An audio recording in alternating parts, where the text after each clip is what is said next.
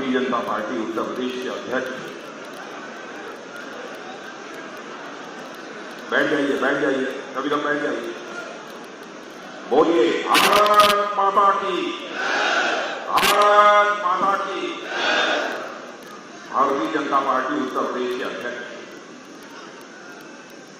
जिनके नेतृत्व में भारतीय जनता पार्टी उत्तर प्रदेश में आप सबके सहयोग से लगातार ताकतवर बनती जा रही है, ऐसे हमारे प्रदेश अध्यक्ष श्री भूपेंद्र जी चौधरी, यहां के क्षेत्रीय अध्यक्ष श्री दिग्विजय सिंह जी, मंत्रिमंडल में मेरे सहयोगी श्री एसपी जी बघेल, श्री संजीव जी चौरसिया प्रदेश प्रभारी, श्री दिनेश जी शर्मा प्रदेश उपाध्यक्ष, श्री संतोष सिंह जी, राम प्रताप जी प्रदेश महामंत्री, श्री पूनम बजाज जी, गिरिराज सिंह कुशवाहा और आपके लोकप्रिय सांसद श्री राजकुमार जी चाहत, बेबी रानी जी मौर्य कैबिनेट मंत्री, श्री वीएस शिवहरे जी, विधायक डॉक्टर मंजू भदौरिया, अध्यक्ष जिला पंचायत चौधरी बाबूलाल जी, श्री छोटेलाल जी वर्मा, विधायक श्रीमती रानी प्रक्षालिका सिंह जी, भगवान सिंह जी कुशवाहा,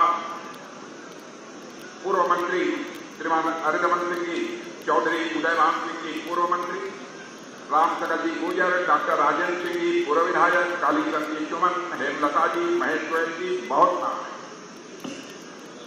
अब मैं शेष नामों को छोड़ देता हूं और इस सभा में मौजूद मेरे सभी सम्मानित बहनों एवं भाइयों, शायद इस स्थान पर पहली बार किसी सार्वजनिक सभा को संबोधित करने के लिए आप सबके सामने खड़ा हुआ। उत्तर प्रदेश में पार्टी अध्यक्ष रहते हुए, उत्तर प्रदेश का मुख्यमंत्री रहते हुए, उत्तर प्रदेश के कोने कोने जाने का अवसर प्राप्त हुआ है, लेकिन केंद्रीय राजनीति में आने के बाद स्वाभाविक है कि उसमें कहीं न कहीं कुछ कमी आई है। फिर भी इतनी बड़ी संख्या में आप सब मौजूद हैं, लंबे अरसे के बाद मिल रहा हूं, बहुत ही गर्मजोशी के साथ आप लोगों ने स्वागत किया है, इसलिए मैं भी अपनी तरफ से शीश झुकाकर आप सभी बहनों भाइयों का हार्दिक अभिनंदन करता हूं, आप सभी का मैं स्वागत करता हूं। बहनों भाइयों, आज के 4-5 दिन पहले रक्षा मंत्रालय में आपके सांसद राजकुमार जी चाहत मुझसे, पहले मेरा यहां आने का कोई कार्यक्रम नहीं था, केवल मेरा कार्यक्रम आगरा शहर में लगा हुआ था। राजकुमार जी ने कहा कि मैं चाहता हूं कि आप हमारे संसदीय निर्वाचन क्षेत्र में आएं। बहनों भाइयों, मैं तहे दिल राजकुमार चाहत को आज से नहीं, विगत कई वर्षों से दिल से मानता हूं। राजकुमार चाहत के आग्रह को मैं नहीं टाल पाया। मुझसे बहुत सारे लोगों ने कहा कि आप जब आगरा में सार्वजनिक सभा को संबोधित करने जा रहे हैं तो फिर ग्रामीण क्षेत्र में जाने का क्या औचित्य? अरे मैं कहा, मैं तो गांव का रहने वाला हूं, यदि गांव के लोगों ने आमंत्रित किया है तो मैं निश्चित रूप से गांव के लोगों के बीच में जाऊं। और मुझे खुशी है कि आपके सांसद राजकुमार चाहत आपके सांसद हैं और साथ ही पार्टी ने बहुत बड़ी जिम्मेदारी ले रखी है, किसान मोर्चे के राष्ट्रीय अध्यक्ष। स्वाभाविक है कि देश के कोने कोने में इन्हें कार्यक्रमों की दृष्टि से जाना पड़ता है, फिर भी जितना हो सकता है वो आपके बीच समय दें। और मैं आपसे कहना चाहता हूं, जो हमारा भाई के जीवन का अनुभव, हमारा कोई सांसद, हमारे बीच का कोई नेता आगे बढ़ रहा है, यदि उसको अपने क्षेत्र में आने में कोई कमी रह जाए तो भाइयों, उस पर ध्यान नहीं देना चाहिए, बल्कि उसका स्वागत किया जाना चाहिए।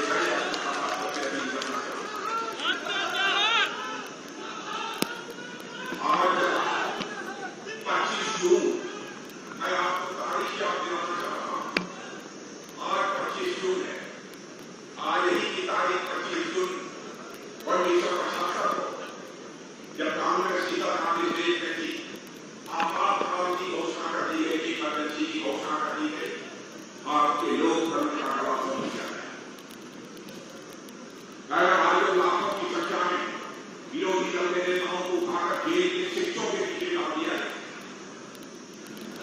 मैं भी उस समय एक जिले में काम करता था, जिलाध्यक्ष के रूप में।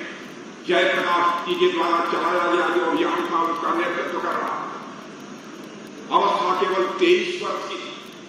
मुझे भी उठाकर जेल के शिक्षकों के पीछे डाल दिया गया और 2-2.5 महीने तक मुझे तन्हाई में रखा गया था बहनों भाइयों, और 16 महीने लगातार जेल में रखा गया। सेंट्रल जेल नहीं, ऐसे लाखों की संख्या में लोग उठाकर जेल के शिक्षकों के पीछे डाल दिए।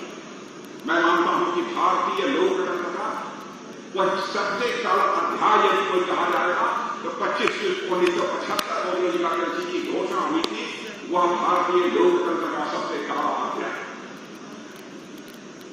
आज वही कांग्रेस पार्टी अन्य राजनीतिक दलों के साथ मिलकर पटना में मीटिंग कर रही है, बैठक कर रही है कि मोदी जी को किसी भी सूरत में सत्ता से बेदखल किया जाना चाहिए।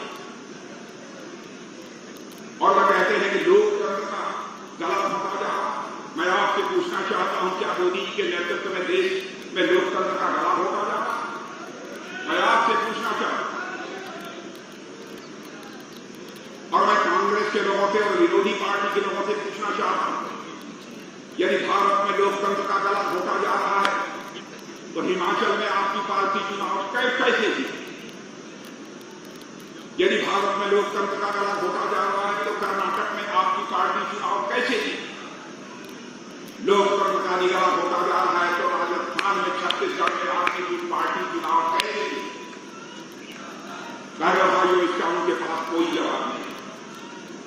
मैं कांग्रेस के दोस्तों से कहना चाहूंगा, सपा, बसपा और सारी राजनीतिक पार्टियों से कहना चाहूंगा जो विरोध पक्ष की भूमिका निभा रहे हैं, राजनीति जनता के आंखों में धूल झोंक कर नहीं की जानी चाहिए। राजनीति की जानी चाहिए तो जनता की आंखों में आंख डालकर राजनीति की जानी चाहिए। तमाशा बना दिया है। मैं जानता हूं कि 2014 में एक बहुत आस लगाकर आप लोगों ने नरेंद्र मोदी जी के नेतृत्व में इस देश में एनडीए की सरकार बनाई। उस समय मैं भारतीय जनता पार्टी का राष्ट्रीय अध्यक्ष था। मैंने घोषणा उस समय की थी। मुझे लगता था क्या होगा, लेकिन जनता ने मोदी जी को मुख्यमंत्री के रूप में काम करते हुए गुजरात में देखा, उनके ऊपर भरोसा किया। अब 2014 में आप लोगों ने भारतीय जनता पार्टी को क्लियर मेजॉरिटी देकर उनकी सरकार बनाई। उस समय तो एक आस के साथ, एक आशा के साथ आपने सरकार बनाई, लेकिन जब 2019 का चुनाव आ रहा तो 5 वर्षों के अंदर आपका विश्वास पक्का हो गया। नहीं, सचमुच नरेंद्र मोदी के नेतृत्व में यह हमारा देश आगे जा सकता है, भारत का कद निश्चित रूप से सारी दुनिया में बढ़ेगा, यह विश्वास आपके अंदर पक्का हो। और 2019 में 2014 से भी अधिक सीटों पर विजय दिलाकर आपने मोदी जी के नेतृत्व में भाजपा नेतृत्व की एनडीए सरकार बनाई। और मैं आज दावे के साथ कह सकता हूं, अंतर्राष्ट्रीय जगत में, दुनिया में बहनों भाइयों, भारत का कद बढ़ा। पहले भारत दुनिया के मंचों पर, अंतर्राष्ट्रीय मंचों पर कोई बोलता था तो दुनिया भारत की बातों को गंभीरतापूर्वक नहीं लेती। भारत को कमजोर देश बोलने दीजिए। लेकिन मेरे बहनों भाइयों, आज भारत जब अंतर्राष्ट्रीय मंचों पर कोई बोलता है तो सारी दुनिया कान खोलकर सुनती है कि भारत बोल क्या रहा है। यह भारत की हैसियत सारी दुनिया में बनी। इस तरीके से भारत का कद ऊंचा हुआ।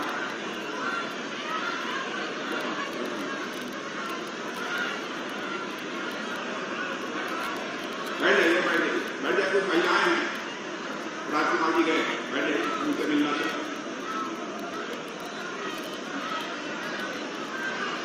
इसलिए मैं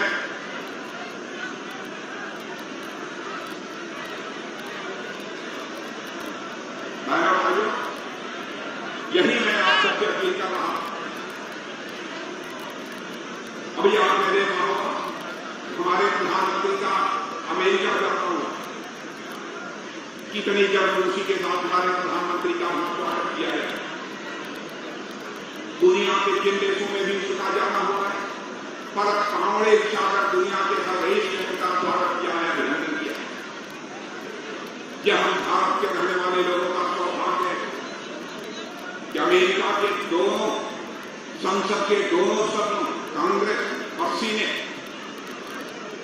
संबोधित करने का, 2 बार संबोधित करने का, यदि किसी को पहली बार भारत में यह अवसर प्राप्त हुआ है तो हमारे प्रधानमंत्री नरेंद्र मोदी जी को यह अवसर प्राप्त हुआ है। एक बार तो आदरणीय अटल बिहारी वाजपेयी, डॉक्टर मनमोहन सिंह ने भी संबोधित कर चुके हैं, लेकिन लगातार 2 बार अमेरिका के संसद के दोनों सदनों को संबोधित करने का अवसर किसी को प्राप्त हुआ है तो नरेंद्र मोदी जी जो आपके प्रधानमंत्री, हमारे प्रधानमंत्री है, बहनों भाइयों, उनको प्राप्त है।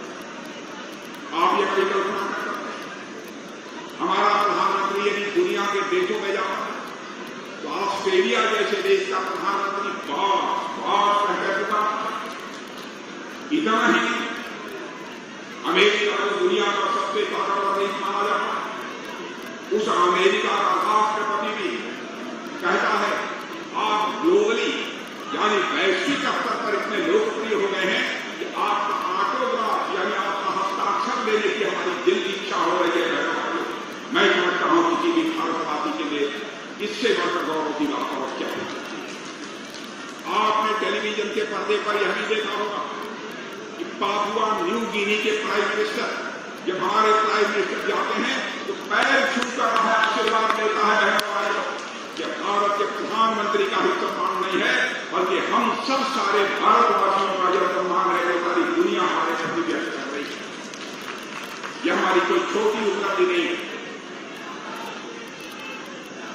यह हमारी इससे बड़ी और उपलब्धि क्या हो सकती है।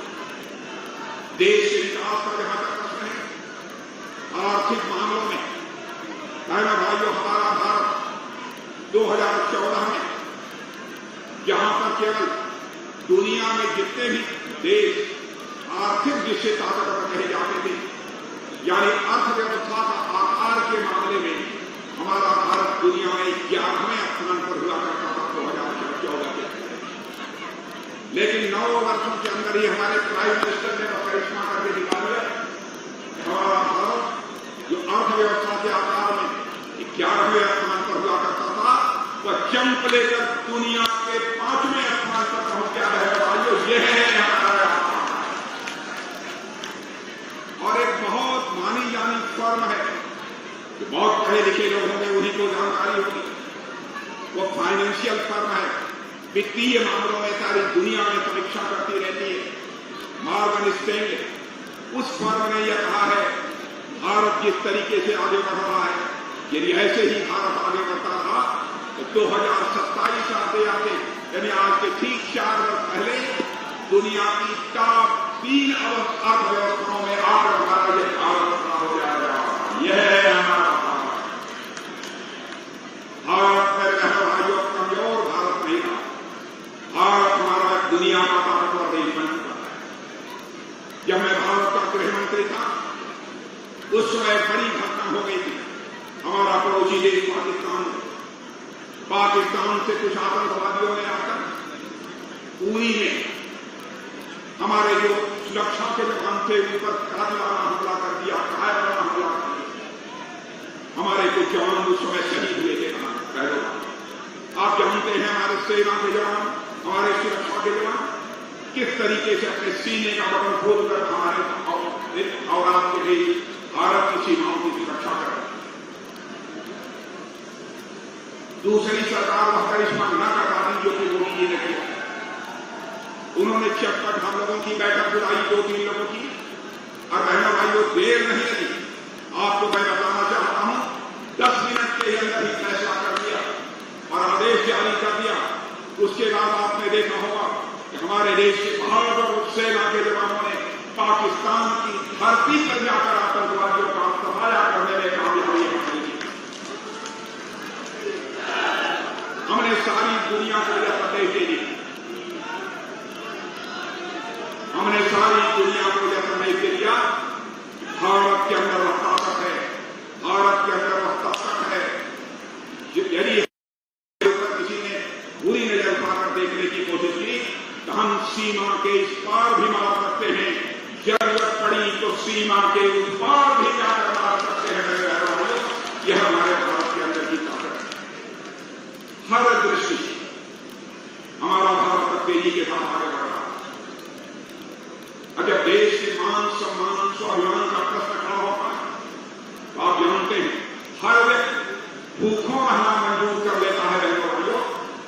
लेकिन स्वाभिमान से किसी भी सूरत में समझौता नहीं करना। जैसे हर व्यक्ति का स्वाभिमान होता है, वैसे ही हर समाज का भी स्वाभिमान होता है, वैसे ही देश का भी स्वाभिमान होता है। स्वाभिमान यह मनुष्य के हृदय की सबसे बड़ी भावना होती है और यही स्वाभिमान की भावना, राष्ट्रीय स्वाभिमान की भावना चंद्रशेखर आजाद, सरदार भगत सिंह, खुदीराम बोस और स्वाभिमान के अंदर थी। 26 साल की जवानी चंद्रशेखर आजाद ने इसी इलाहाबाद के कंपनी गार्डन में अपने रिवॉल्वर की गोलियों से अंग्रेज दुश्मनों को भूनते भूनते जब रिवॉल्वर में अंतिम गोली से बची तो उन्हें इस बात की चिंता सताने लगी कि कहीं विदेशियों की रिवॉल्वर की गोली मेरे सीने में आकर, मेरे शरीर में आकर मेरे शरीर को नापाक कर दे। इसलिए बहादुर चंद्रशेखर आजाद ने, राष्ट्रीय स्वाभिमान के धनी चंद्रशेखर आजाद ने अपने ही रिवॉल्वर की अंतिम गोली अपने सीने में दाग लेने का काम किया था। तब जाकर यह देश आजाद हुआ है। ऐसा है यहाँ अशफाकुल्लाह खान, 21 साल की जवानी थी। मां कहती थी, बेटा अशफाकुल्लाह जवान हो गया है, शादी कर ले, मैं बूढ़ी हो गई हूं, मेरी देखभाल करेगी, मेरी परवरिश करेगी। लेकिन अशफाकुल्लाह के दिल में तो आजादी हासिल करने की दीवानगी, मुस्कुरा कर मां के आग्रह को टाल दे। लेकिन जब अंग्रेजों की हत्या करने के मामले में अशफाकुल्लाह को फांसी की सजा हो गई तो बहनों भाइयों, मजिस्ट्रेट ने अशफाकुल्लाह के फांसी के तख्त पर जाने के बाद पूछा, बोलो अशफाकुल्लाह, तुम्हारी अंतिम मुराद क्या है? जो भी तुम्हारी अंतिम मुराद होगी यह संदेश तुम्हारी मां तक पहुंचा दिया जाएगा। राष्ट्रीय स्वाभिमान के धनी अशफाकुल्लाह खान ने उसी फांसी के तख्त से मुस्कुराते हुए कहा, जय मजिस्ट्रेट, जाकर मेरी मां को कह दे तुम्हारा बेटा अशफाकुल्लाह आज फांसी के तख्त पर खड़े होकर अपनी शादी रचाने जा रहा है, तुम्हारी मुराद पूरी करने जा रहा है। मजिस्ट्रेट ने कहा, क्या अशफाकुल्लाह फांसी के तख्त पर खड़े होते ही तुम पागल हो? कहां है वो लड़की जिस लड़की के साथ तुम फांसी के तख्त पर खड़े होकर अपनी शादी रचाने जा रहे हो? राष्ट्रीय स्वाभिमान के धनी अशफाकुल्लाह खान ने कहा, मेरे बहन भाइयों, मैं पागल नहीं हो गया हूं, मजिस्ट्रेट तुम अंधे हो गए, क्या तुझे दिखाई नहीं देता? मेरी आंखों के सामने जो यह फांसी का फंदा है, यही वो हमारी महबूबा है जिसे आज मैं अपने गले से लगाने जा रहा हूं, जिसके साथ मैं शादी रचाने जा रहा हूं। भाइयों, ऐसे राष्ट्रीय स्वाभिमान के धनी लोगों के कारण ही हमारा यह भारत जाकर आजाद हुआ है। हम सबकी जिम्मेदारी बनती है कि भारत को हम सब लोग साथ लेकर, और मैं याद दिलाना चाहता हूं 2014 का जब चुनाव मोदी जी लड़ रहे थे, हम और वो दोनों लेकर सार्वजनिक सभा में थे। उन्होंने कहा था, सौगंध मुझे, सौगंध इस देश की मिट्टी की, सौगंध मुझे इस देश की मिट्टी की, देश नहीं मिटने दूंगा, देश नहीं झुकने दूंगा। और भाइयों, आज आप देख रहे हैं देश के मिटने की बात बहुत दूर हो गई है। दुनिया की कोई ताकत हमारे देश को झुका भी नहीं। जहां तक गांव, गरीब और किसानों का सवाल, मैंने भाइयों पिछली सरकारों से और मेरी सरकारों से आप ये तुलना कर रही है तो सहज रूप से आप उस नतीजे पर पहुंचेंगे कि सरकार चलाने के मामले में बेहतर इंसान यदि कोई पहले अधिकारी हुआ है, उसका नाम है नरेंद्र मोदी मेरे सरकार। और मैं आपको याद दिलाना चाहता हूं, कोविड का संकट जहां आया था, कोविड से आप भी प्रभावित थे, कोरोना से आप लोग प्रभावित थे कि नहीं? प्रभावित थे। भारत में एक व्यक्ति भी शेष नहीं बचा है जिसको कि वैक्सीन की टीका 2 डोज में लगे। और मैं आपको बताना चाहता हूं, जब भी यह वैक्सीन जिसका आपको टीका लगता है, यह टीका पहले भारत में नहीं बनता, दुनिया के दूसरे देशों से मंगाना पड़ा। हमारे प्रधानमंत्री ने दृढ़ इच्छा शक्ति के साथ फैसला किया और हमारे देश के वैज्ञानिकों का हौसला बुलंद किया और यह टीका हमारे देश में बनने लगा। और आपको जानकर खुशी होगी, अमेरिका जैसे ताकतवर देश में भी वहां के रहने वाले सभी नागरिकों को वैक्सीन टीके की 2 डोज 3 डोज नहीं लगी है, लगी है सारी दुनिया में, केवल तो भारत में रहने वाले लोगों को लगी है और दुनिया के किसी देश में नहीं लगी।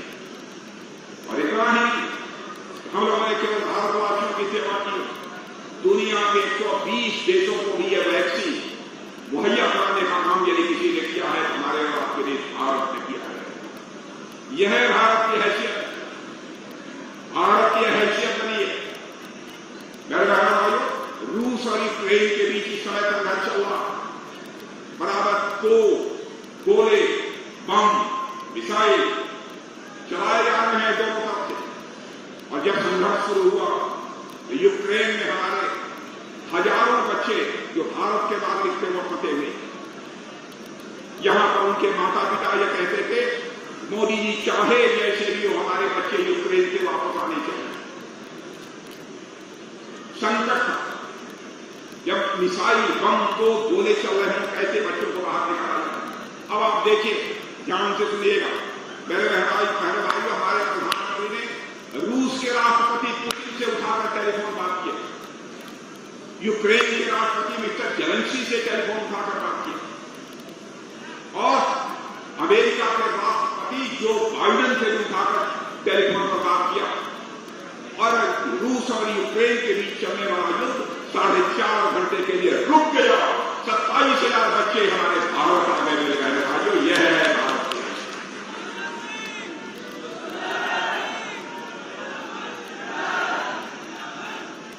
कोरोना के संकट के दौरान भोजन के लाने पड़ गए थे हमारे कुछ गरीब भाइयों के परिवार। कमाई बंद हो गई, इंडस्ट्रीज बंद हो गई थी। उस समय हमारे प्रधानमंत्री ने यह फैसला किया, उस समय फैसला किया, जब तक सामान्य स्थिति नहीं पैदा हो जाती और लोग फिर से अपने कामों पर नहीं पहुंच पाते, तब तक हर व्यक्ति को हम 5 किलो मुफ्त राशन मुहैया कराएंगे। और बहनों भाइयों का राशन आज भी मिल रहा है। मैं आपसे पूछना चाहता हूं, मिल रहा है कि नहीं? जब पीछे बड़ी ईमानदारी से बताइए, आप लोग बताइए, मुफ्त राशन मिल रहा है कि नहीं मिल रहा है? 5 किलो। मजा आ रहा है कि नहीं आ रहा? पूरा बता नहीं पाते होंगे, बेचते जरूर हो। ईमानदारी से बताइएगा, कुछ बेचते हैं नहीं? अरे ऐसा मैंने देखा है कि परिवार में जहां पर प्रौढ़ यदि 3, 4, 5 लोग हैं तो वो अपना 25 किलो मिल रहा है, 25 किलो मिल रहा है, सब तो खा नहीं पाएंगे, तो बेच दीजिए। भाइयों, ऐसी सरकार आपको नहीं मिली, ऐसी सरकार नहीं मिली। और आज भी 80 करोड़ लोगों को 5 किलो राशन मुफ्त मुहैया है। ये छोटी बात नहीं है। हर घर में शौचालय होना चाहिए। क्या कभी आपने कल्पना की प्रधानमंत्री आएगा तो लोग कहेगा कि नहीं, माताओं, गरीब माताओं बहनों की भी इज्जत होती है, उनका भी सम्मान होता है, उनके घर में भी शौचालय होना चाहिए। अभी हमारे राज्यपाल चाहती चर्चा कर रहे थे, हर घर में नल पहुंचाकर और जल के माध्यम से जल मुहैया कराने की कोशिश की जा रही है। और आपको मैं बताना चाहता हूं, इस हिंदुस्तान के 4 करोड़ परिवारों में हम लोगों ने नल के माध्यम से जल देना प्रारंभ कर दिया है। यदि आपको इस क्षेत्र में नहीं मिल रहा है तो भी मिल रहा है। मेरे बहनों भाइयों, यानी इन सब सारी चीजों की चर्चा करूंगा तो बहुत लंबा समय लगेगा, क्योंकि हमारे आगे भी तारीख चला है। मैं यही आप सबसे कहना चाहूंगा, हमारे केंद्र की सरकार, हमारे प्रदेश की सरकार, योगी आदित्यनाथ जी के नेतृत्व में हमारे उत्तर प्रदेश की सरकार, यह जो मोदी जी के मार्गदर्शन में योगी जी की सरकार बहुत अच्छी तरह काम कर रही है। कानून और व्यवस्था के हालात का प्रश्न जहां तक है, कम से कम आप लोग संतुष्ट होंगे कि कोई भी गुंडा बदमाश किसी शरीफ को आंख दिखाने की जरूरत नहीं कर सकता है। उत्तर प्रदेश कैसे हालात और जब किसी राज्य का व देश का विकास करना चाहते हैं, जब तक कानून और व्यवस्था चुस्त दुरुस्त नहीं होगी मेरे भाइयों, तब तक उस राज्य का क्षेत्र का विकास नहीं किया जा सकता। यहां पर 13 एक्सप्रेस हाईवे उत्तर प्रदेश में बने, हिंदुस्तान के किसी भी राज्य में नहीं। हमारे प्रधानमंत्री मोदी जी के नेतृत्व में यहां के मुख्यमंत्री योगी आदित्यनाथ जी ने बहुत ही सराहनीय काम किया। जितने भी सराहना की जा रहा है, इसीलिए हम लोग कहते हैं डबल इंजन की सरकार, केंद्र में भी हमारी सरकार आपने बनाई है, प्रदेश में भी हमारी सरकार। इसीलिए हम उस समय जब 2022 का चुनाव हो रहा था तो आप सबसे वोट मांगे, क्योंकि मान लीजिए एक इंजन के लिए कोई सरकार है और एक जगह फेल हो गई तो फिर राज्य में फेल हो पाए, राज्य में फेल हो गई तो फिर केंद्र काम नहीं कर पाए। अब डबल इंजन की सरकार रहेगी तब उसे फेल होने की कोई संभावना नहीं है और तेजी के साथ देश का विकास होगा और देश का विकास, हमारा देश और प्रदेश में ये साथ आगे बढ़ेगा। ये मैं कहना चाहूँ इस अवसर पर इससे ज्यादा कुछ मैं कहते हुए आप लोगों ने धैर्यपूर्वक हमारी बातों को सुना है, इसके लिए मैं धन्यवाद देता हूं और एक बार पुनः आप सभी के समक्ष अपना शीश झुकाकर आप सभी का अभिनंदन